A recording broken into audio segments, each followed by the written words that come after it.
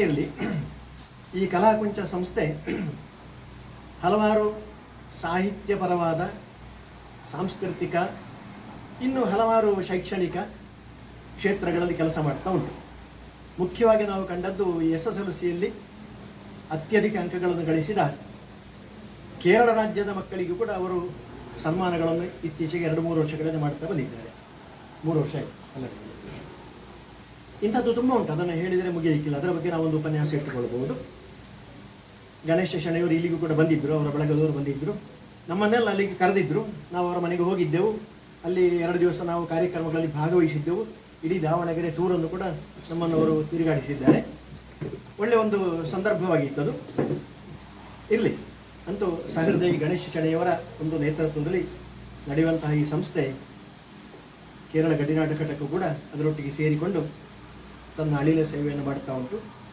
ಇವತ್ತು ಅದರ ಆಶ್ರಯದ 4ನೇ ಕಾರ್ಯಕ್ರಮ, ಈ ವಿಶಿಷ್ಟ ಕಾರ್ಯಕ್ರಮ ನಡೆಯುತ್ತೆ 4ನೇ ಅಂತ, ಅದನಿಗೆ ನಮ್ಮ ಮನೆಯಲ್ಲಿ ಇಟ್ಟುಕೊಂಡಿದ್ದಾರೆ. ಇವತ್ತು ಸಾಹಿತ್ಯ ಅಭಿಯಾನ ಅಂತ ಹೇಳಿದ್ದಾರೆ ಅವರು.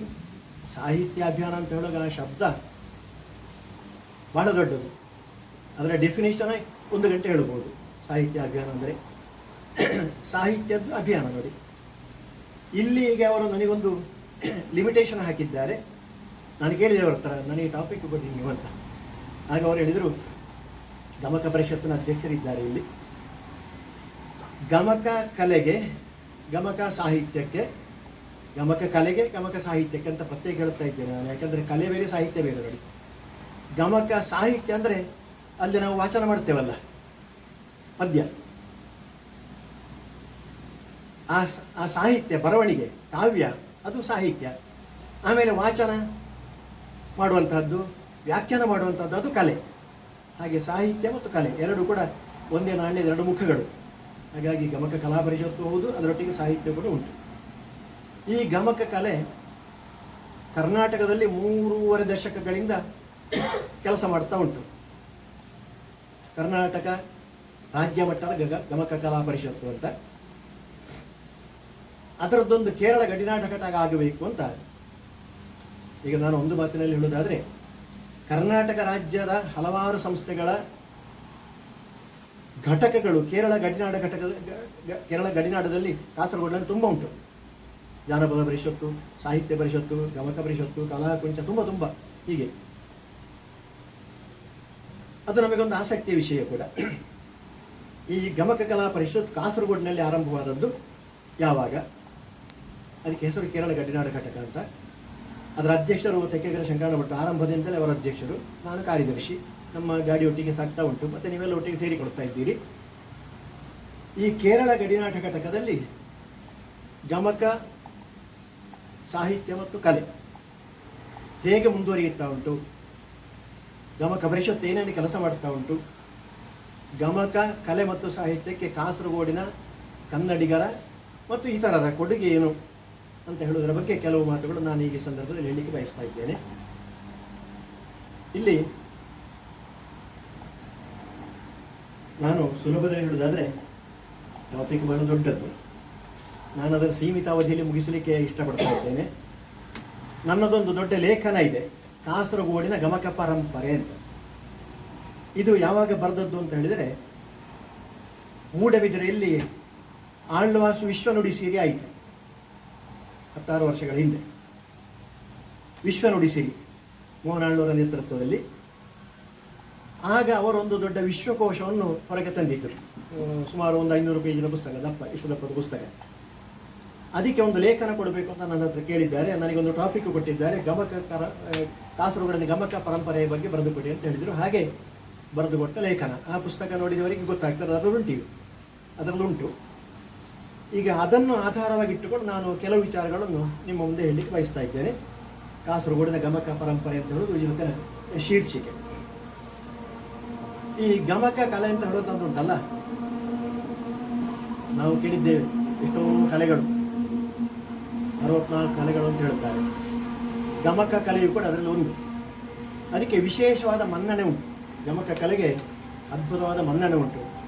ಅದರಲ್ಲಿ ಸಾಹಿತ್ಯ, ಸಂಗೀತ, ಈ ಎರಡರ ಒಂದು ಸಾಮರಸ್ಯ ಎದ್ದು ಕಾಣುತ್ತಾ ಉಂಟು.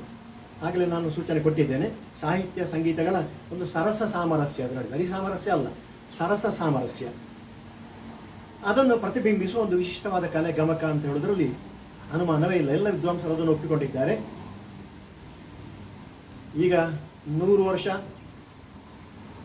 ಸಂಭ್ರಮ ಆಚರಿಸುತ್ತಾ ಇದ್ದಾರೆ ಒಬ್ಬರು ದೊಡ್ಡ ಗಮಕಿಗಳು, ನಿಮಗೆಲ್ಲ ಗೊತ್ತಿರಬಹುದು, ಬಿ ಚಂದ್ರಯ್ಯ ಅಂತ. 100 ವರ್ಷ ಆಯಿತು ಅವರಿಗೆ. ನಿನ್ನೆ ನನಗೆ 40 ಮಿನಿಟ್ ಫೋನ್ ಮಾಡಿದ್ದಾರೆ, 100 ವರ್ಷದವರು. ನನಗೆ ಸಾಕಾಯಿತು, 40 ಮಿನಿಟ್ ಎಡೆಬಿಡದೆ ಮಾತಾಡ್ತಾ ಇದ್ದಾರೆ. ಮಾತಾಡಿದ ವಿಷಯ ಏನು ಗೊತ್ತುಂಟ, ಅದನ್ನು ಹೇಳಿಬಿಡ್ತೇನೆ. ನಾನು ಅವರ ಮುಂದೆ ಸೋತಿದ್ದೇನೆ. ಈಗ ಅವರು ರಾಮಾಯಣವನ್ನು ಭಾಮಿನಿ ಶಬ್ದದಲ್ಲಿ ಬರೆಯುವ ಕೆಲಸ ಮಾಡ್ತಾ ಇದ್ದಾರೆ. ಬರೆದು 60% ಕೆಲಸ ಆಯ್ತಂತೆ. ಇನ್ನು 40% ಕೆಲಸ ಮಾಡಲಿಕ್ಕೆ ಅವರಿಂದ ಆಗೋದಿಲ್ಲ ಅಂತೆ. ಆ 40% ನಾನು ಮಾಡಬೇಕಂತೆ. ಈ ವಿಷಯ ಅದಕ್ಕೆ ಅವರು ನಿನ್ನೆ ಒಂದು 40 ಮಿನಿಟು, 3 ದಿವಸಗಳಿಂದ 40 ಮಿನಿಟು ಅಂತ, ಈಗ 40 ಮಿನಿಟು 3 ಸರ್ತಿ ಆಯ್ತು ಮಾತಾಡಿದ್ದೀಗ. ಅಂತಹ ಒಂದು ಆಸಕ್ತಿ ಅವರಲ್ಲಿ. 100 ವರ್ಷ ಆಯ್ತು ಈಗ ನೋಡಿ. ಬಿ ಚಂದ್ರಯ್ಯ ಅಂತ, ಮೂಡಬಿದಿರೆಯವರು, ದೊಡ್ಡ ಗಮಕಿ. ಈ ಸರ್ತಿಯ ಗಮಕ ದುಂದುಬಿಯಲ್ಲಿ ಅವರ ಬಗ್ಗೆ ಒಂದು ಲೇಖನವನ್ನು ತೆಕ್ಕೆಕೆರೆ ಸುಬ್ರಹ್ಮಣ್ಯ ಭಟ್ಟು ಬರೆದಿದ್ದಾರೆ. ನೀವು ಸಿಕ್ಕಿದವರು ಓದಿಕೊಳ್ಳಬಹುದು. ಇಲ್ಲಿ ಗಮಕ ಅಂತ ಹೇಳಿದರೆ ಏನು? ಸುಶ್ರಾವ್ಯವಾಗಿ ಹಾಡುವುದಷ್ಟೇ, ಸರಿಯಾಗಿ ಹಾಡುವಂಥದ್ದು, ತಪ್ಪಿರಬಾರದು, ಸುಶ್ರಾವ್ಯವಾಗಿ ಹಾಡುವುದು. ಅದಕ್ಕೆ ಇನ್ನೊಂದು ಹೆಸರು ಕೂಡ ಉಂಟು, ಕಾವ್ಯ ಗಾಯನ ಕಲೆ ಅಂತ ಹೇಳಿ ಕೂಡ ವಿದ್ವಾಂಸರು ಕರೀತಾ ಇದ್ದಾರೆ. ಕಾವ್ಯ ಗಾಯನ ಕಲೆ. ಪ್ರಾಚೀನ ಕವಿಗಳೇನು ಮಾಡಿದ್ದಾರೆ ಅಂತ ಹೇಳಿದರೆ, ತಮ್ಮ ಕಾವ್ಯಗಳಲ್ಲಿ 4 ಮಂದಿಯನ್ನು ಹೆಸರಿಸಿದ್ದಾರೆ. ಕವಿ, ಗಮಕಿ, ವಾದಿ, ವಾಗ್ಮಿ. 4 ಮಂದಿ ನೋಡಿ, ಕವಿ, ಗಮಕಿ, ವಾದಿ, ವಾಗ್ಮಿ. ಇವರೆಲ್ಲ ರಾಜನ ಆಸ್ಥಾನದಲ್ಲಿ ಇದ್ದರು ಆವತ್ತಿನ ಕಾಲಕ್ಕೆ. ಈಗ ರಾಜರಿಲ್ಲ. ರಾಜರ ಆಶ್ರಯದಲ್ಲಿ ಈ 4 ವಿಭಾಗದವರು ಕೂಡ ಇದ್ದರು ಅಂತ ನಮ್ಮ ಪ್ರಾಚೀನ ಕವಿಗಳು ಎಲ್ಲ ಕಡೆ ಬರೆದಿದ್ದಾರೆ. ಇನ್ನು ಯಾವುದೇ ಛಂದೋಬದ್ಧವಾದ ಕಾವ್ಯವನ್ನು ಅತ್ಯಂತ ಸರಳಗೊಳಿಸಿ ಅದನ್ನು ಅರ್ಥಪೂರ್ಣವಾಗಿ ವಿಂಗಡಿಸಿ, ಅಂದರೆ ಪದ ವಿಂಗಡಣೆ ಮಾಡಿ ಭಾವಕ್ಕೆ ತಕ್ಕ ರಾಗವನ್ನು ಬಳಸಿಕೊಂಡು ಸುಶ್ರಾವ್ಯವಾಗಿ ಹಾಡುವಂತಹದ್ದು ಅದು ಗಮಕ ಕಲೆ ಅಂತ ನಾನು ತಿಳ್ಕೊಂಡಿದ್ದೇನೆ. ಕೇಳುಗರಿಗೆ ಕಾವ್ಯದ ಕತೆ ಅತ್ಯಂತ ಸುಲಭವಾಗಿ ಗ್ರಾಹ್ಯವಾಗ್ತಾರೆ ಹೀಗಾಗಿ ಬಿಟ್ಟರೆ. ಮತ್ತೆ ಪುನಃ ವ್ಯಾಖ್ಯಾನ ಬೇಕು ಅಂತ ಇಲ್ಲ. ಮೊದಲೆಲ್ಲ ಬರೀ ವ್ಯಾಖ್ಯಾನ ಆಗಿ ಬಿಟ್ಟು ವಾಚನ ಮಾತ್ರ ಮಾಡ್ತಾ ಇದ್ವಿ. ಆ ವಾಚನದಲ್ಲೇ ಎಲ್ಲರಿಗೂ ಶ್ರೋತೃಗಳಿಗೆ ಅರ್ಥ ಆಗ್ತಾ ಇತ್ತು. ಹಾಗಾಗಿ ಇನ್ನೊಮ್ಮೆ ಅದಕ್ಕೆ ಹೇಳ್ತೇನೆ, ಛಂದೋಬದ್ಧವಾದ ಕಾವ್ಯವನ್ನು ಸರಳಗೊಳಿಸಿ ಅರ್ಥಪೂರ್ಣವಾಗಿ ವಿಂಗಡಿಸಿ ಭಾವಕ್ಕೆ ತಕ್ಕ ರಾಗವನ್ನು ಹೊಂದಿಸಿ ಸುಶ್ರಾವ್ಯವಾಗಿ ಹಾಡುವುದರಿಂದ ಕೇಳುಗರಿಗೆ ಕಾವ್ಯದ ಕಥೆಯು ಸುಲಭವಾಗಿ ಗ್ರಾಹ್ಯವಾಗುತ್ತದೆ. ಇಲ್ಲಿ ಪ್ರಮುಖವಾದ ಸ್ಥಾನ ಇರುವಂಥದ್ದು ಯಾವುದಕ್ಕೆ ಅಂದರೆ ಸಾಹಿತ್ಯಕ್ಕೆ. ಆಮೇಲೆ ಮುಂದಿನ ಸ್ಥಾನ ಸಂಗೀತಕ್ಕೆ. ಸಾಹಿತ್ಯ ಮುಖ್ಯ, ಸಂಗೀತ ಇಲ್ಲಿ ವಾಹಕವಾಗ್ತದೆ. ಆ ಸಾಹಿತ್ಯದ ವಾಹಕವಾಗಿ ಸಂಗೀತ ಬೇಕಾಗ್ತದೆ. ಆಮೇಲೆ ತಾಳ, ಅದರೊಟ್ಟಿಗೆ ಆಲಾಪನೆ, ಇವುಗಳಿಗೆ ಆಸ್ಪದ ನಿಜವಾಗಿ ಇಲ್ಲ, ಆದರೆ ಕೆಲವರು ಸೇರಿಸಿಕೊಳ್ತಾರೆ. ಅದು ಅನಿವಾರ್ಯ ಅಲ್ಲ. ಆಲಾಪನೆ, ತಾಳ ಇತ್ಯಾದಿಗಳಿಗೆ ಅನಿವಾರ್ಯ ಅಲ್ಲ. ಆಸ್ಪದ ಇಲ್ಲ ಅಂತ ಹೇಳಿದ್ರೆ ಹೆಚ್ಚು ಸೂಕ್ತ, ಆದರೆ ಕೆಲವರು ಸೇರಿಸಿಕೊಡ್ತಾರೆ ಬಿಡಿ. ಒಬ್ಬರು ಪಾಶ್ಚಾತ್ಯ ವಿದ್ವಾಂಸರು ಹೇಳಿದ್ದಾರೆ, ಅವರ ಹೆಸರು ಸರ್ ಮೋನಿಯರ್ ವಿಲಿಯಮ್ಸ್ ಅಂತ. ಅವರು ಹೇಳಿದ್ದಾರೆ, ಅವರೊಂದು ಸಂಸ್ಕೃತ ಇಂಗ್ಲೀಷು ನಿಘಂಟು ಮಾಡಿದ್ದಾರೆ ಅವರು, ಸರ್ ಮೋನಿಯರ್ ವಿಲಿಯಮ್ಸು ಅಂತ ಹೇಳುವವರು. ಆ ಸಂಸ್ಕೃತ ಇಂಗ್ಲೀಷ್ ನಿಘಂಟಿನಲ್ಲಿ ಗಮಕ ಶಬ್ದವನ್ನು ಅವರು ಈ ರೀತಿ ವ್ಯಾಖ್ಯಾನಿಸಿದ್ದಾರೆ. ಆ ವಾಕ್ಯವನ್ನು ನಾನು ಹೇಳಿಬಿಡ್ತೇನೆ. Causing to understand, making clear or intelligible, explanatory, leading to clearness or conviction, ಹೀಗೆ ವರ್ಣನೆ ಮಾಡಿದ್ದಾರೆ ಅವರು.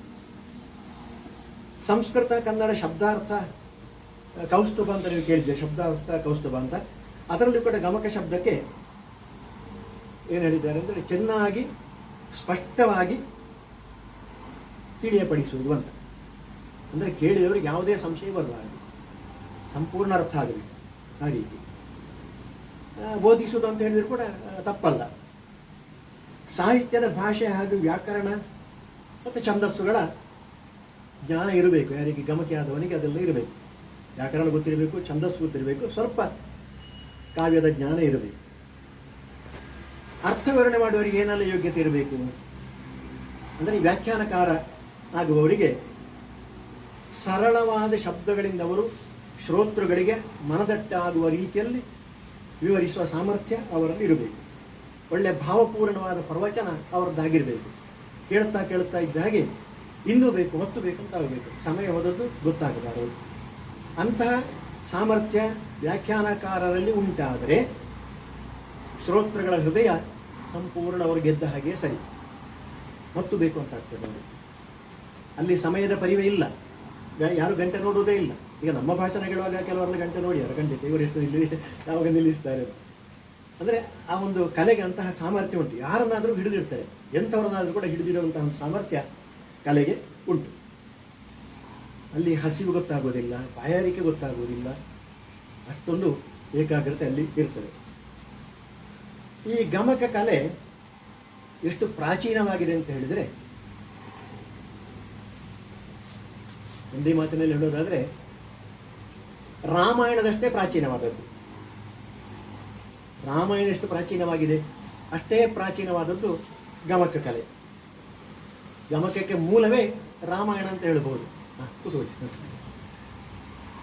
ಗಮಕಕ್ಕೆ ಮೂಲ ರಾಮಾಯಣ. ವಾಲ್ಮೀಕಿ ಮಹರ್ಷಿಗಳೇ ಆದಿಗಮಕಿಗಳು ಅಂತ ಹೇಳ್ಬೋದು ನಾವು. ಅಂತಹ ಒಂದು ಅದ್ಭುತ ವಿಚಾರ ಗಮಕದಲ್ಲಿ ಉಂಟು. ವಾಲ್ಮೀಕಿ ಮಹರ್ಷಿಗಳು ಅವರಿಂದ ಪ್ರಣೀತವಾದ ರಾಮಾಯಣ. ಈ ಕಾವ್ಯವನ್ನು ಹೇಗೆ ಹಾಡುವಂಥದ್ದು, ಒಳ್ಳೆ ಮಧುರವಾಗಿ, ಲಯಬದ್ಧವಾಗಿ, ಅರ್ಥಬದ್ಧವಾಗಿ, ಕರ್ಣ ರಸಾಯನ ಆಗುವ ಹಾಗೆ ಹಾಡುವಂಥದ್ದು ಗಮಕ. ಕರ್ಣ ರಸಾಯನ ಕಿವಿಗೆ ಆಪ್ಯಾಯಮಾನವಾಗಿರಬೇಕು. ಇನ್ನೂ ಬೇಕು, ಮತ್ತು ಬೇಕು ಅಂತ ಕಿವಿ ನೆಟ್ಟಗೆ ಮಾಡಿ ಕೇಳುವ ಹಾಗೆ ಆಗಬೇಕು. ಕಿವಿ ಮುಚ್ಚಿಕೊಳ್ಳುವ ಹಾಗೆ ಆಗಬಾರದು. ಅಂತ ಒಂದು ಸಾಮರ್ಥ್ಯ ಗಮಕಕ್ಕೆ ಉಂಟು. ನಮ್ಮ ಕನ್ನಡದ ಕವಿ, ಅವನ ಹೆಸರು ನೇಮಿಚಂದ್ರ ಹೇಳಿದ್ದಾನೆ, ಕಿವಿಯಿಂದ ಇಂಟಿಸುವರು ಸಮಸ್ತರ ಸಮಂ ಅಂತ ಹೇಳಿದ್ದಾನೆ. ಕಿವಿಯಿಂದ ಇಂಟಿಸುವರು ಯಾವುದನ್ನು? ಸಮಸ್ತರ ಸಮಂ. ಎಲ್ಲ ರಸಗಳನ್ನು ಅಂದರೆ ನವರಸಗಳನ್ನು ಕೂಡ ಕಿವಿಗಳಿಂದ ಈಂಟಿಸುತ್ತಾ ಇದ್ದಾರೆ. ಯಾರು? ಗಮಕಿಗಳು ಕುಡಿಸುತ್ತಾ ಇದ್ದಾರೆ. ಇದು ಗಮಕೆಗಳನ್ನು ಉದ್ದೇಶಿಸಿ ನೇಮಿಚಂದ್ರ ಹೇಳಿದ ಮಾತು. ಹಾಗೆ ನಮ್ಮ ಪೂರ್ವಜರು ಅಂದರೆ ನಮ್ಮ ಹಿಂದಿನ ಋಷಿಗಳು, ಮುನಿಗಳು, ನಮ್ಮ ಹಿರಿಯರು, ವಿದ್ವಾಂಸರು, ಅವರು ಪಂಚಭೂತಗಳ ಬಗ್ಗೆ ಹೇಳಿದ್ದಾರೆ. ಪೃಥ್ವಿ, ಆಪ್, ತೇಜ, ವಾಯು, ಆಕಾಶ ಅಂತ ಹೇಳೋ ಪಂಚಭೂತಗಳು. ಈ ಪಂಚಭೂತಗಳಲ್ಲಿ ಕೂಡ ಅವರು ಪ್ರಕೃತಿಯ ವರ್ಣನೆ, ಋತುಗಳ ವರ್ಣನೆಯನ್ನು ತಂದಿದ್ದಾರೆ. ಗಮಕದಲ್ಲಿ ಮಾಡಿದ್ದಾರೆ. ಅದನ್ನು ಕಂಡರಿಸಿದ್ದಾರೆ. ಗಮಕದ ಮೂಲಕವೇ ಅದನ್ನು ಆಸ್ವಾದನೆ ಮಾಡಿದ್ದಾರೆ. ಈ ಪಂಚಭೂತಗಳ ವೈಶಿಷ್ಟ್ಯವನ್ನು ಆಸ್ವಾದನೆ ಮಾಡಿದ್ದಾರೆ. ಮತ್ತು ಪೂರಕವಾಗಿ ಹೇಳೋದಿದ್ರೆ, ಪ್ರಾಣಿ ಪಕ್ಷಿಗಳ ಪೂಜನಗಳಲ್ಲಿ ಕೂಡ ಮಧುರವಾದ ನಾದದ ಸವಿಯನ್ನು ಅವರು ಅನುಭವಿಸಿದ್ದಾರೆ. ಪ್ರಾಣಿಗಳ ಪಕ್ಷಿಗಳ ಪೂಜನ ನಾವು ಬೆಳಗಿನ ಹೊತ್ತಿಗೆ ಎಲ್ಲ ಹಾಗಾಗಿ ಕೇಳ್ತಾ ಇದ್ದೇವೆ. ಜೀರುಂಡೆಗಳ ಧ್ವನಿಯಲ್ಲಿ ಕೂಡ ಒಂದು ಗಮಕ ಉಂಟು. ಪುಣಿಚಿತ್ತಾರು ಹೇಳಿದ್ದಾರೆ, ವೆಂಕಟಾಚ ಪುಣಿಚಿತ್ತಾರು ಹೇಳಿದ್ದಾರೆ ಒಂದು ವೇದಿಕೆಯಲ್ಲಿ, ಹೋಟೆಲ್ಗೆ ಹೋದಾಗ ನಾವು ಚಾಯಕ್ಕೆ ಆರ್ಡರ್ ಕೊಟ್ಟಾಗುವಾಗ, ತಿಂಡಿಗೆ ಆರ್ಡರ್ ಕೊಟ್ಟಾಗುವಾಗ ಆ ಹೋಟೆಲ್ ಮಾಡಿ ಒಂದು ಮೈರುದ್ದದ ತಿಂಡಿ ಹೆಸರು ಹೇಳ್ತಾನೆ, ಅದು ಒಂದು ಗಮಕವೇ ಅಂತ ಹೇಳಿದ್ದಾರೆ ಅವರು. ಯಾಕಂದ್ರೆ ನಮಗೆ ಬರುವುದಿಲ್ಲ ಅದು ಹೇಳಲಿಕ್ಕೆ. ಒಂದು 25-30 ಬಗೆ ತಿಂಡಿಗಳನ್ನು ಒಂದೇ ಉಸಿರಿಗೆ ಅವರು ಹೇಳುತ್ತಾರೆ. ಅಲ್ಲಿಯೂ ಕೂಡ ಒಂದು ಗಮಕ ಉಂಟು ಅಂತ ಪುಣಿಚಿತ್ತಾರು ಹೇಳಿದ ಮಾತು ನನಗೆ ನೆನಪಿಗೆ ಬರ್ತಾ ಉಂಟು. ಅದು ತಮಾಷೆ ಆದರೂ ಕೂಡ ಅದರಲ್ಲಿ ಯಥಾರ್ಥ ಉಂಟು, ನಿಜವಾಗಿ ಕೂಡ ಅಲ್ವಾ? ಹೌದು. ಹಾಗೆ ವೆಂಕಟರಾಜ ಪುಣಿಚಿತ್ತಾರು ಹೇಳಿದ್ದು. ಅದು ಸಂದರ್ಭ ಯಾವಾಗ ಅಂತ ಹೇಳಿದರೆ, ನಾವು ಪೆರಳದಲ್ಲಿ ಒಂದು, ಅದು ಆಮೇಲೆ ಹೇಳ್ತೇವೆ, ಇಲ್ಲಿ ನಾನು ನೋಟ್ ಮಾಡಿಕೊಂಡಿದ್ದೇನೆ ಆ ಸಂದರ್ಭದಲ್ಲಿ. ಹೀಗೆ ಪ್ರಾಣಿ ಪಕ್ಷಿಗಳ ಪೂಜನ, ಗಾಳಿಯ ಲಯದಲ್ಲಿ, ನೀರಿನ ಓಡಾಟದಲ್ಲಿ, ನೀರಿನ ಹರಿವಿನಲ್ಲಿ ಎಲ್ಲ ಕಡೆ ಉಂಟು ಗಮಕ. ಗಮಕ ಇಲ್ಲದ ಎಡೆ ಇಲ್ಲ. ಒಂದು ಮಗು ಕೂಗುವಾಗ ಅಲ್ಲಿಯೂ ಕೂಡ ಗಮಕ ಉಂಟಂತೆ, ತೊಟ್ಟಿಲ್ಲ ಮಗು ಕೂಗುವಾಗಲೂ ಕೂಡ. ಹಾಗಾಗಿ ಒಂದೇ ಮಾತಿನಲ್ಲಿ ಹೇಳುವುದಾದರೆ, ಸಮಸ್ತ ಪ್ರಕೃತಿಯಲ್ಲಿಯೇ ಈ ನಾದದ ಅನುಸಂಧಾನ ಇದೆ. ಎಲ್ಲ ಕಡೆ ನಾದಾನುಸಂಧಾನ, ಅಲ್ಲಿ ಕಾವ್ಯ ಮೇಳೈಸಿಕೊಂಡುಂಟು. ಹಾಗಾಗಿ ಕಾವ್ಯ ಗಮಕ ಅಂತ ಹೇಳಿದರೆ ಅದು ಸರ್ವಾಂತರ್ವ್ಯಾಪಿಯಾಗಿದೆ, ಎಲ್ಲ ಕಡೆ ಉಂಟು. ಕೂಜಂತಂ ರಾಮರಾಮೇತಿ ಮಧುರಂ ಮಧುರಾಕ್ಷರಂ ಆರುಹ್ಯ ಕವಿತಾ ಶಾಖಂ ಒಂದೇ ವಾಲ್ಮೀಕಿ ಕೋಕಿಲಂ ಅಂತ ಗಮಕ ಕಲೆಯ ಮೂಲ ಮಾತ್ರ ಅಲ್ಲ, ಅದರ ವ್ಯಾಪ್ತಿಯು ಕೂಡ. ಅದನ್ನು ತಿಳ್ಕೊಳ್ಳಿಕ್ಕೆ ಈ ಶ್ಲೋಕಕ್ಕಿಂತ ಹೆಚ್ಚು ದೊಡ್ಡದು ಬಹುಶಃ ಬೇಡ ಅಂತ ನನ್ನ ತಿಳುವಳಿಕೆ. ಹಾಗೆ ನಾನು ಅದನ್ನು ಇಲ್ಲಿ ಬರ್ಕೊಂಡಿದ್ದೇನೆ, ನನ್ನ ಲೇಖನದಲ್ಲಿ ಉಂಟಿದು. ಹಾಗೆ ಆಗ ನಾನು ಹೇಳಿದ ಹಾಗೆ ಆದಿಕವಿ ವಾಲ್ಮೀಕಿ ಮಹರ್ಷಿಗಳು ಶ್ರೀಮದ್ ರಾಮಾಯಣವನ್ನು ರಚಿಸಿದರು. ಮಹಾಕಾವ್ಯ ಅದು, 24,000 ಶ್ಲೋಕಗಳಿವೆ. ಅದನ್ನು ತಮ್ಮ ಪ್ರಿಯ ಶಿಷ್ಯರಿಂದ ಹಾಡಿಸಿದರು. ಯಾರು ಪ್ರಿಯ ಶಿಷ್ಯರು? ಕುಶಲವರು, ಆದಿಗಮಕಿಗಳಿಂದ ಹಾಡಿಸಿದರು. ಆ ಕುಶಲವರು, ಆದಿಗಮಕಿಗಳಂತೂ ವಾಲ್ಮೀಕಿಗಳು ಹೇಳಿಲ್ಲ, ನಾವು ಹೇಳಿಕೊಂಡಿದ್ದೇವೆ, ನಮ್ಮ ಶಂಕರನ ಭಟ್ರು ಹೇಳಿದ್ದಾರೆ. ಅದನ್ನೊಂದು ನಾನೀಗ ಅವರನ್ನು ಸ್ವಲ್ಪ ಮುಂದೆ ಕೇಳಬೇಕಾಗ್ತದೆ ಈ ಸಂದರ್ಭದಲ್ಲಿ. ಈಗ ನಮ್ಮ ಕೇರಳ ಗಡಿನಾಟ ಘಟಕದ ಆಶ್ರಯದಲ್ಲಿ ಶ್ರಾವಣ ಮಾಸದಲ್ಲಿ ಶಂಕರನ ಭಟ್ರು ಒಂದು ಗಮಕ ಅಭಿಯಾನ ಮಾಡಲಿಕ್ಕೆ ಹೊರಟರು. ಮನೆ ಅಭಿಯಾನ, ಮನೆಗಳಲ್ಲಿ, ಶಾಲೆಗಳಲ್ಲಿ, ಸಂಸ್ಥೆಗಳಲ್ಲಿ ಪೂರ ನಾನು ಅವರೊಟ್ಟಿಗೆ ಸೇರಿಕೊಂಡು, ಮತ್ತೆ ನಿಮ್ಮನ್ನೆಲ್ಲ ಒಟ್ಟಿಗೆ ಸೇರಿಸಿಕೊಂಡು. ಅಲ್ಲಿ ಅವರ ಉದ್ದೇಶ ಏನು ಅಂತ ಹೇಳಿದ್ರೆ, ಈ ಕುಶಲವರು ಜನಿಸಿದ್ದು ಶ್ರಾವಣ ಮಾಸದಲ್ಲಿ. ಹಾಗಾಗಿ ಆ ಮಾಸದ ಪೂರ್ತಿ ಹಲವಾರು ಕಡೆ ಅವರನ್ನು ನೆನಪಿಸಿಕೊಳ್ಳುವುದಕ್ಕಾಗಿ ವಾಚನ ವ್ಯಾಖ್ಯಾನ, ಯಾವುದನ್ನು? ರಾಮಾಯಣದ ವಿವಿಧ ಭಾಗಗಳನ್ನು. ಯಾರು ಬರೆದ ರಾಮಾಯಣವಾದಿತ್ತು ಅಂತ ರಾಮಾಯಣ ಆಗಬೇಕು. ಹಾಗೆ ಅದನ್ನು ಎಷ್ಟೋ ಕಡೆ ನಾವು ವಾಚನ ವ್ಯಾಖ್ಯಾನ ಮಾಡಿದ್ದೇವೆ. ಇಲ್ಲಿ ನಮ್ಮ ಬಳಗದಲ್ಲಿ ಇದ್ದಾರೆ ವಾಚನ ವ್ಯಾಖ್ಯಾನ ಮಾಡಿದವರು, ಭಾಗವಹಿಸಿದವರು ಇದ್ದಾರೆ. ಅದೆಷ್ಟೋ ಕಡೆ ನಮ್ಮ ಜಯಕ್ಕ ಮತ್ತು ಸೊಸೆ ಇಬ್ಬರು, ಅವರದ್ದೇ ಒಂದು ಟೀಮ್ ಆಯ್ತಲ್ಲ, ಇಲ್ಲಿಯೂ ಕೂಡ ಮಾಡಿದ್ದಾರೆ. ಇಡೀ ತುಂಬ ಜನ ಇದ್ದಾರೆ ನಮ್ಮೊಟ್ಟಿಗೆ. ಅದನ್ನು ಆಮೇಲೆ ನಾನು ಹೇಳಲಿಕ್ಕೆ ಬಯಸ್ತಾ ಇದ್ದೇನೆ. ಹಾಗೆ ಶಂಕರನ ಭಟ್ರು ಹಾಗೆ ಮಾಡಿ ಕೊನೆಗೆ ಕೇಂದ್ರ ಸಮಿತಿಯವರು ಹೇಳಿದರು, ಅದರ ಹೆಸರು ನೀವು ಸ್ವಲ್ಪ ಬದಲಿಸಬೇಕು ಅಂತ ಇವರಿಗೆ. ಇವರು ಒಪ್ಪಲಿಲ್ಲ. ನೀವು ಹೇಳಿದ ಹೆಸರು ನಾವು ಇಟ್ಟುಕೊಳ್ತೇವೆ, ನಮ್ಮದು ಇಟ್ಟುಕೊಳ್ತೇವೆ ಅಂತ 2 ಹೆಸರು ಆಯ್ತದೆ ಈಗ ಅಲ್ಲೂ. ಹಾಗೆ ಇವರ ಹೆಸರು ಹಾಕಿದ್ದು ಅಂತ ಹೇಳಿದ್ದು ಗಮಕ ಮಾಸಾಚರಣೆ ಅಂತ. ಅವರ ಹೆಸರು ಕೊಟ್ಟದ್ದು ಗಮಕ ಶ್ರಾವಣ ಅಂತ, ಗಮಕ ಶ್ರಾವಣ ಅಂತ. ಹಾಗೆ ಅದು ನಡೀತಾ ಉಂಟೀಗ. ಅದು ನೆನಪಾಯಿತು, ಹಾಗಾಗಿ ಇಲ್ಲಿ ಸೇರಿಸಿಕೊಂಡ್ಬಿಟ್ಟೆ ನಾನು ಎಡೆಯಲ್ಲಿ. ಹಾಗೆ ಅವರ ಶಿಷ್ಯರಿಂದ, ಕುಶಲವರಿಂದ ರಾಮಾಯಣದ ಮಹಾಕಾವ್ಯವನ್ನು ಪ್ರಚಾರ ಮಾಡಿದರು ವಾಲ್ಮೀಕಿಗಳು. ರಾಮನ ಆಸ್ಥಾನದಲ್ಲಿ ಅವರು ಹಾಡಿದರು, ಅದನ್ನು ಮೆಚ್ಚುಗೆ ಗಳಿಸಿಕೊಂಡರು. ಆದ್ದರಿಂದ ಈ ಗಮಕ ಕಲೆ ಅಥವಾ ಕಾವ್ಯ ಗಾಯನ ಅದು ಪ್ರಾರಂಭವಾದದ್ದೇ ಅಲ್ಲಿಂದ, ರಾಮಾಯಣದಿಂದ, ವಾಲ್ಮೀಕಿಗಳ ಶಿಷ್ಯರ ಕಂಠದಿಂದ ಆರಂಭವಾಯಿತು. ಆ ಇಂಪಾದ ಕಂಠ ಮಕ್ಕಳ ಕಂಠ ಮತ್ತು ಇಂಪಾದದ್ದು ಇವನೇ ಇದ್ದಾನೆ ಇಲ್ಲಿ ಒಬ್ಬ ಮಗು, ಅವನೇ ಇಂಪಾಗಿ ಹಾಡುತ್ತಾನೆ. ಮತ್ತೆ ನಿಮಗೆ ಕೇಳಲಿಕ್ಕಿದ್ದೀರಿ ಅಲ್ವ? ಹಾಡ್ತೀನಿ ಉಂಟು, ನಿರೀಕ್ಷಿಸಿ. ಹೀಗೆ ಅಂದರೆ ಮಕ್ಕಳ ಕಂಠ ಅಂದರೆ ಹಾಗೆ, ಅದು ಅವರು ಹಾಡುವಾಗ ಇನ್ನೂ ಬೇಕು ಮತ್ತು ಬೇಕು ಅಂತ ಆಗ್ತದೆ. ಆ ಭಾವಗಳಿಗೆ ಹೊಂದುವ ರಾಗಗಳ ಪ್ರಯೋಗ ಆದಿಗಮಕಿಗಳದ್ದು. ಆಮೇಲೆ ಶ್ರುತಿ ಲಯಬದ್ಧವಾದ ಧ್ವನಿಯ ಏರಿಳಿತ, ಅದೆಲ್ಲ ಒಂದು ರಸಾಸ್ವಾದನೆಯನ್ನು ಉಂಟು ಮಾಡ್ತದೆ. ಕೇಳುಗರ ಅಥವಾ ಶ್ರೋತೃಗಳ ಹೃದಯ ಮತ್ತು ಮನಸ್ಸುಗಳನ್ನು ಸೂರೆಗೊಳ್ಳುತ್ತದೆ. ರಾಮನ ಆಸ್ಥಾನದಲ್ಲಿದ್ದವರಿಗೆಲ್ಲ ಹಾಗಾಯಿತಂತೆ. ಇದಕ್ಕೆಲ್ಲ ಕರ್ತೃ ಯಾರು ಅಂತ ಹೇಳಿದರೆ ವಾಲ್ಮೀಕಿ. ಎಲ್ಲ ಹಿರಿಯರು ಕೂಡ ತಲೆದೂಗಿದು, ವಿದ್ವಾಂಸರು ಮಾತ್ರವಲ್ಲ, ಸ್ವತಃ ಶ್ರೀರಾಮಚಂದ್ರನೇ ಈ ಬಾಲಕರನ್ನು ಮೆಚ್ಚಿ ಅವರಿಗೆ ಸನ್ಮಾನ ಮಾಡಿದ, ಆಶೀರ್ವಾದ ಮಾಡಿದ. ಅವನ ಮಕ್ಕಳು ಅಂತ ಗೊತ್ತಿಲ್ಲ ಅವನಿಗೆ. ಆದ್ದರಿಂದ ಈ ಗಮಕ ಕಲೆಯ ಪ್ರಚಾರ ಉಂಟಲ್ಲ, ಅದರ ಏಳಿಗೆಗೆ ಕಾರಣಕರ್ತರು ಕುಶಲವರು. ಅದನ್ನು ನಮ್ಮ ಶಂಕರನ ಭಟ್ರು ಆಗಾಗ ಹೇಳುತ್ತಾ ಇದ್ದಾರೆ. ನಾನು ಅದನ್ನು ನೆನಪು ಮಾಡಿಕೊಂಡೆ ಇಲ್ಲೀಗ ಇದೇ ಸಂದರ್ಭ ಅಂತ ಹೇಳಿ ನೆನಪು ಮಾಡಿಕೊಂಡೆ. ನಾನು ಕೆಲವು ವಿಚಾರಗಳನ್ನು ಮಾತ್ರ ಹೇಳಲಿಕ್ಕೆ ಹೋಗ್ತಾ ಇದ್ದೇನೆ, ಯಾಕೆಂದರೆ ಗಂಟೆ ನೋಡಿಕೊಳ್ತೇನೆ. ನನಗೆ ಅರ್ಧ ಗಂಟೆ ಹೇಳಿದ್ದಾರೆ ಹಲೋ,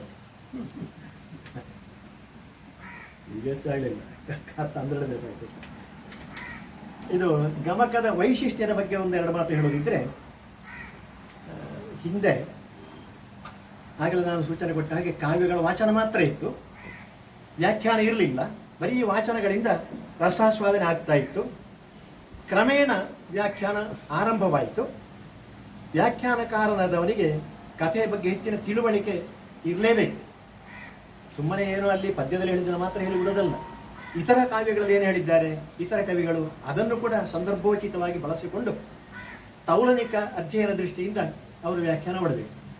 ಸುಮ್ಮನೆ ಒಂದು ಪದಕ್ಕೆ ಅರ್ಥ ಹೇಳ್ತಾ ಹೋದರೆ ಅಲ್ಲಿ ವ್ಯಾಖ್ಯಾನ ಆಗುವುದಿಲ್ಲ. ಅದು ಸುಮ್ಮನೆ ಬರೀ ಎಂಥದ್ದು ಅನುವಾದ ಅಷ್ಟೇ, ಗದ್ಯಕ್ಕೆ ಅನುವಾದ ಮಾಡಿದಾಗ ಆಗ್ತದೆ ಅಷ್ಟೇ. ಹಾಗಾಗಿ ವ್ಯಾಖ್ಯಾನಕಾರನಿಗೂ ಆಳವಾದ ಜ್ಞಾನ ಇರಬೇಕು. ಭಾವಪೂರ್ಣವಾದ ವಿಶಿಷ್ಟ ಪದಪುಂಜಗಳೊಂದಿಗೆ ಅವರು ಉದಾಹರಣೆ ಸಹಿತ ವ್ಯಾಖ್ಯಾನ ಮಾಡಬೇಕು. ರಸಾಸ್ವಾದನೆ ಇರಬೇಕಲ್ಲಿ. ವಾಚನಕಾರ ಮತ್ತು ವ್ಯಾಖ್ಯಾನಕಾರರಲ್ಲಿ ಪರಸ್ಪರ ಹೊಂದಾಣಿಕೆ ಇರಬೇಕು. ಎತ್ತು ನೀರಿಗೆಳೆದರೆ ಮತ್ತೊಂದು ಕೋಣ ಅತ್ಲಾಗಿ ಎಳೆಯಿತು ಅಂತ ಆ ರೀತಿ ಆಗಬಾರ್ದು, ಹೊಂದಾಣಿಕೆ ಇರಬೇಕು. ಕೆಲವು ಕಡೆ ಹೊಂದಾಣಿಕೆ ಇರುವುದಿಲ್ಲ. ಕೆಲವು ನೀವು ಯಕ್ಷಗಾನ ವೇದಿಕೆಯಲ್ಲಿ ನೋಡಿ, ಭಾಗವತರು ಪದ ಒಂದು ಹೇಳ್ತಾರೆ, ಇಲ್ಲಿ ವ್ಯಾಖ್ಯಾನ ಅರ್ಥ ಹೇಳೋರು ಏನೇನೋ ಅರ್ಥ ಹೇಳ್ತಾರೆ. ಭಾಗವತರ ಒಟ್ಟಿಗೆ ಹೋಗಿ ಏಲತ್ತಿಂದ ಕಾಕು ಕುಡಿದು ಬರ್ತಾರೆ, ಹೊಟ್ಟೆ 1 ಗಂಟೆ ಮಾಡ್ತಾರೆ. ಹೌದಲ್ಲ? ನಾವು ಹಾಗೊಂದು ವ್ಯಾಖ್ಯಾನ ಯಕ್ಷಗಾನ ಮಾಡಿಸಿ ಸೋತಿದ್ದೇವೆ. ನಾನು ಯಕ್ಷಗಾನ ಒಟ್ಟಿಗೆ ಹೇಳ್ತೇನೆ, ಇನ್ನು ನಾನು ನಿಮ್ಮೊಟ್ಟಿಗೆ ಅದರಲ್ಲಿ ಇಲ್ಲ ಅಂತ ಸಾಕಾಗಿದೆ. ಇರಲಿ, ಇದು ಅನುಭವಿಸಿದ್ದು ನಾವು. ಯಾಕಂದ್ರೆ ಇಲ್ಲಿ ಭಾಗವತರು ಒಂದು ಪದ ಹೇಳ್ತಾರೆ, ಅರ್ಥ ಹೇಳುವ 1 ಗಂಟೆ ಆ ಒಂದು ಪದಕ್ಕೆ. ಅಷ್ಟೊತ್ತಿಗೆ ಭಾಗವತರ ಎದ್ದೋಗಿ ಏನೋ ಅವರ ಪೇಟೆ ಕೆಲಸ ಮಾಡಿ ಬರ್ತಾರೆ, ಅದೆಲ್ಲ ಪದ. ಇದು ನಾವು ನೋಡಿದ್ದು. ಹಾಗಾಗಬಾರದು. ಹಾಗಾದ್ರೆ ಅದರಲ್ಲಿ ಔಚಿತ್ಯ ಇಲ್ಲ. ಇರಲಿ, ಗಮಕ ಕಲೆಗೆ ವಿಶೇಷ ಹಿಮ್ಮೇಳ ಏನು ಬೇಡ, ಚೆಂಡೆ ಮದ್ದಳೆಗಳೆಲ್ಲ ಬೇಡ. ಅದಕ್ಕೆ ಬರೀ ಒಂದು ಶ್ರುತಿ ಇದ್ರೆ ಸಾಕಾಗ್ತದೆ. ಗಮಕೆ ಆದವನಿಗೆ ಶಾಸ್ತ್ರೀಯ ಸಂಗೀತದ ಜ್ಞಾನವೂ ಕೂಡ ಇರಬೇಕು ಅಂತ ಏನು ಕಡ್ಡಾಯ ಇಲ್ಲ, ಇದ್ರೆ ಒಳ್ಳೆಯದೇ. ಆದರೂ ಕೆಲವು ರಾಗಗಳ ಪರಿಚಯ ಇದ್ದರೆ ಸ್ವಲ್ಪ ಹೆಚ್ಚು ಅನುಕೂಲ ಆಗ್ತದೆ. ಒಳ್ಳೆ ಶಾರೀರವೂ ಕೂಡ ಇರಬೇಕು. ಶಾರೀರ ಇರಬೇಕು, ಆಯ್ತಲ್ಲ? ಶಾರೀರ, ಕಂಠ, ಧ್ವನಿ ಇರಬೇಕು. ಕೆಲವರು ಅದನ್ನು ಪ್ರಿಂಟ್ ಮಿಸ್ಟೇಕ್ ಅಂತ ಮಾಡಿ ಶರೀರ ಅಂತ ಮಾಡಿ ಇಟ್ಟಿದ್ದಾರೆ. ನನ್ನ ಲೇಖನದಲ್ಲಿ ಮೊಳೆ ಜೋಡಿಸೋರು ಅದನ್ನು ಶರೀರ ಅಂತ ಮಾಡಿಬಿಟ್ಟಿದ್ದಾರೆ. ಮತ್ತೆ ನಾನೇ ಅದು ತಿದ್ದುಪಡಿ ಮಾಡಿ ಶಾರೀರ ಅಂತ ಮಾಡಿಕೊಂಡದ್ದು. ಹಾಗೆ ಆಯ್ತಲ್ಲ? ಹಾಗೆ ಶಾರೀರ ಕೂಡ ಇರಬೇಕು. ಗುರಿ ತಲುಪಬೇಕಾದರೆ ಅದಕ್ಕೆ ಕುದುರೆ ಬೇಕು ನೋಡಿ, ರಥ. ಅದು ಕುದುರೆ ಯಾವುದು? ಗಮಕ ಎಂಬ ಕುದುರೆ. ವಾಚನಕಾರ, ವ್ಯಾಖ್ಯಾನಕಾರ, ಆಯ್ತಲ್ಲ? ಗುರಿ ತಲುಪಬೇಕಾದ್ರೆ ಏನು ಬೇಕಲ್ಲಿ? ಈ ಗಮಕ ದೊಡ್ಡ ಮಾಧ್ಯಮವಾಗ್ತದೆ. ಅಲ್ಲಿ ಖರ್ಚು ವೆಚ್ಚ ಏನೂ ಇಲ್ಲ. ಅದಕ್ಕೆ ಕಿವಿಗೆ ಇಂಪಾಗ್ತದೆ, ಮನಸ್ಸಿಗೆ ತಂಪಾಗ್ತದೆ, ಜ್ಞಾನಾರ್ಜನೆಗೆ ಅದು ಸಾಧನವಾಗ್ತದೆ ಗಮಕ. ಇದು ನಮ್ಮ ನಾಡಿನ ವಿಶಿಷ್ಟ ಸಂಸ್ಕೃತಿಯ ಪ್ರಚಾರಕ್ಕೆ ಪ್ರೇರಕವಾಗಿ ಕೂಡ ನಿಲ್ಲಬಲ್ಲದು. ಹಾಗಾಗಿ ಅದೊಂದು ಸಮರ್ಥ ಕಲಾ ಮಾಧ್ಯಮ ಅಂತ ಹೇಳಿದ್ರಲ್ಲಿ 2 ಮಾತಿಲ್ಲ. ಈಗ ಕಾಸರಗೋಡಿನಲ್ಲಿ ಗಮಕ ಕಲೆ ಬಗ್ಗೆ ಹೇಳುವುದಾದರೆ, ಅವಿಭಜಿತ ದಕ ಜಿಲ್ಲೆ, ಹಿಂದಿನ ದಕ್ಷಿಣ ಕನ್ನಡ ಜಿಲ್ಲೆ, ಅದು ಮತ್ತೆ 3 ಜಿಲ್ಲೆ ಆಯಿತು. ಉಡುಪಿ ಜಿಲ್ಲೆ, ದಕ್ಷಿಣ ಕನ್ನಡ ಜಿಲ್ಲೆ, ಕಾಸರಗೋಡು ಮೊದಲೇ ಆಯಿತು, ಮತ್ತೆ ಉಡುಪಿ ಆಯಿತು. ಕಾಸರಗೋಡು ಅನ್ಯಾಯವಾಗಿ ಕೇರಳಕ್ಕೆ ಹೋಯಿತು, ಅದರ ಬಗ್ಗೆ ನಾನು ಪ್ರತ್ಯೇಕ ಹೇಳುವ ಅಗತ್ಯ ಇಲ್ಲ. ಹಾಗೆ ಕನ್ನಡ ಸಾಹಿತ್ಯ ಸಂಸ್ಕೃತಿಯನ್ನು ನಾಶ ಮಾಡುವ ಭೀತಿ ಇಲ್ಲಿ ನಾವು ನೋಡ್ತಾ ಇದ್ದೇವೆ. ದಕ್ಷಿಣ ಕನ್ನಡ ಜಿಲ್ಲೆ ಅಂದರೆ ಅದು ವಿದ್ವಾಂಸರ ತವರೂರು, ನಮ್ಮ ಜಿಲ್ಲೆಯನ್ನು ಕೂಡ ಸೇರಿಸಿಕೊಂಡು. ಈ ವಿದ್ವಾಂಸರೆಲ್ಲ ಯಾವ ಜಿಲ್ಲೆಯಲ್ಲಿ ಜನಿಸಲಿ, 3 ಜಿಲ್ಲೆ ಆಗಲಿ ತೊಂದರೆ ಇಲ್ಲ. ಆದರೂ ಕೂಡ ಗಮಕದ ಮಟ್ಟಿಗೆ ಒಂದೇ ಜಿಲ್ಲೆ, ಎಲ್ಲರೊಟ್ಟಿಗೆ. ಹಿಂದಿನ ಕಾಲದಲ್ಲಿ ಅವಿಭಜಿತ ಕುಟುಂಬ ಎಷ್ಟೋ ಇತ್ತು ಬೇರೆ ಬೇರೆ ಕಡೆಗಳಲ್ಲಿ.